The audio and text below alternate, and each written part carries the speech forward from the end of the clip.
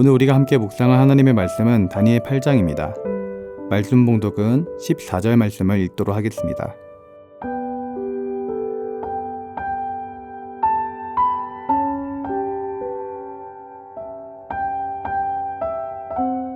그가 내게 이르되 2300주야까지니 그때의 성소가 정결하게 되리라 하였느니라. 아멘.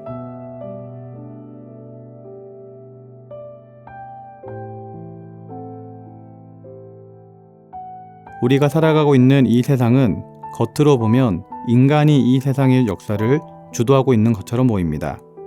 강한 자가 이기고 돈이 있고 힘이 있는 자가 지배하는 것처럼 보이는 것입니다.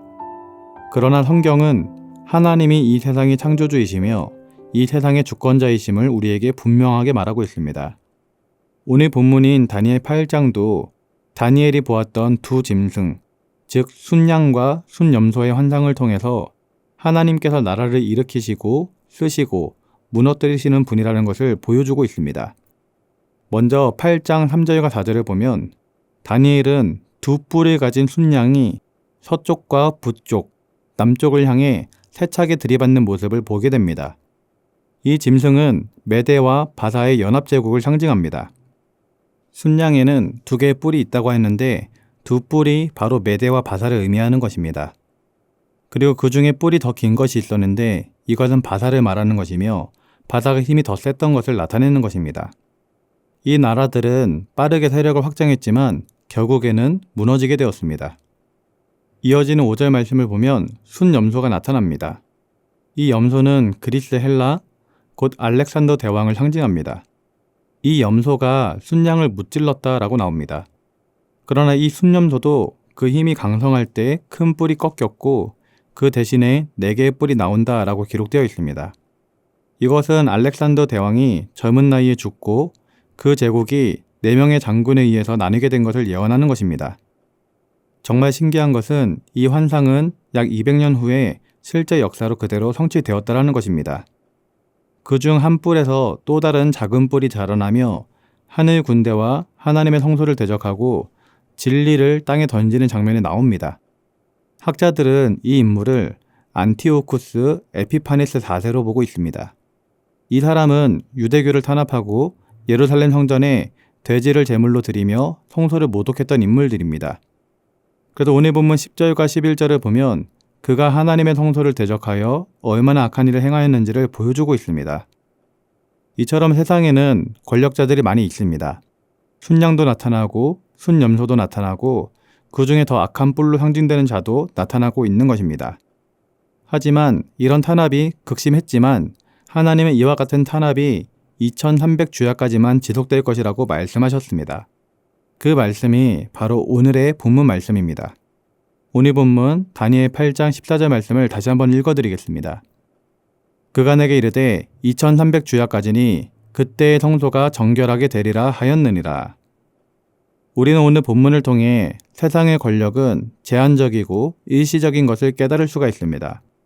메대와 바사도, 헬라도, 안티오쿠스도 결국에는 다 지나가게 되었습니다. 아무리 강한 제국이라 할지라도 하나님의 시간표 앞에서는 잠시 쓰임받고 지나가는 독일 뿐이었던 것이죠. 이처럼 하나님은 고난의 시간도 정해진 시간 안에서만 허락을 하십니다. 우리 인생들로 하여금 계속해서 영원토록 고통받도록 내버려두지 않는다라는 것입니다. 지금 우리가 읽은 말씀 2300주야가 끝나면 회복과 정결이 오는 것처럼 지금 우리가 겪고 있는 고난도 영원하지가 않는 것입니다.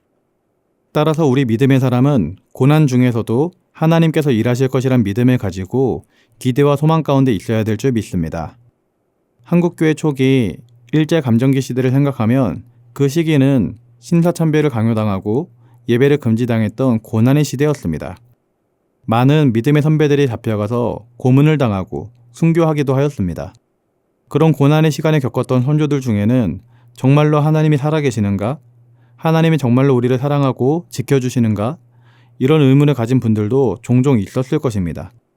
그러나 여러분, 그 시련은 영원하지 않았습니다. 결국 때가 되매 광복이 왔고 교회는 다시 세워졌으며 복음은 우리나라 가운데 더 넓게 퍼지게 되었습니다. 하나님은 결코 침묵하지 않으셨고 정한 때에 회복을 주셨던 것입니다. 지금 우리가 겪고 있는 시대적 어려움도 마찬가지입니다. 모든 것은 우리 하나님의 주권 아래에 있는 것입니다. 끝나지 않을 것 같은 고난이라 할지라도 하나님은 정확한 시간에 회복을 허락하시는 것입니다. 요셉도 그런 시간을 겪었습니다. 형들에게 버림을 받아 타국에 팔려가고 심지어 정직하게, 정결하게 살려다가 감옥에까지 가게 되었습니다.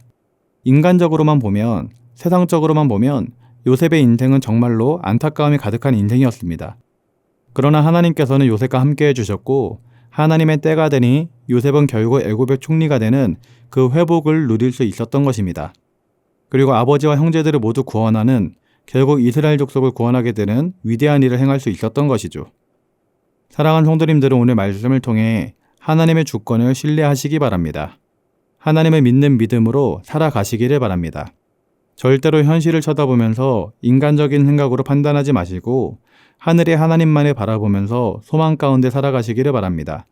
하나님께서 반드시 하나님의 때에 하나님의 방법으로 일하여 주실 것입니다.